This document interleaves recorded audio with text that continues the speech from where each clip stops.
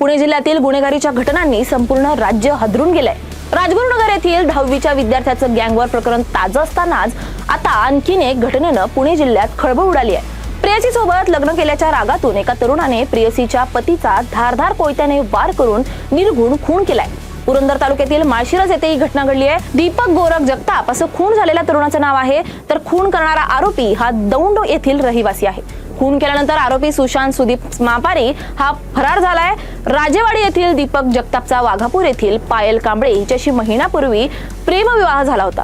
दीपक जगताप हा उरुळी कांचन येथे खासगी गॅरेजमध्ये काम करत होता। लग्नानंतर 6 दिवसांनी तो पत्नीसह उरुळी कांचन येथे कामानिमित्त राहण्यास गेला। महिनाभर संसार सुरळीत चालू होता, मात्र पायलचा पहिला प्रियकर सुशांत मापारी हा फोन करून या दोघांनाही त्रास द्यायचा।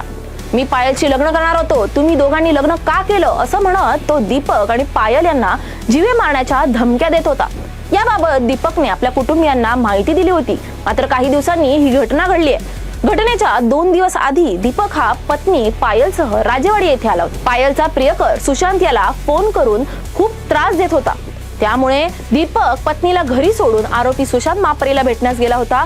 आरोपी सुशांत दीपकला सतत कॉल करून पायलचा मोबाईल माझ्याकडे आहे, तो घेऊन जा, तसेच लग्नाचा वाद मिटवून टाकू असं सांगत होता।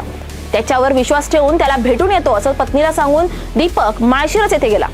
सुशांतने माळशिरस गावच्या हद्दीत रामकाठी शिवारात दीपकला बोलावून घेतलं।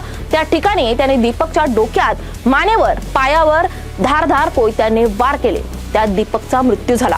त्यानंतर आरोपी सुशांत कोयता जागेवरच टाकून पसार झाला। दुसरीकडे दीपक जगताप घरी आला नाही, तसेच त्याचा मोबाईलही बंद येत होता, त्यामुळे नातेवाईकांनी दीपकचा शोध घेतला। यावेळी माळशिरस गावच्या रामकाठी शिवारात रक्तबंबाळ अवस्थेत दीपकचा मृतदेह आढळून आला।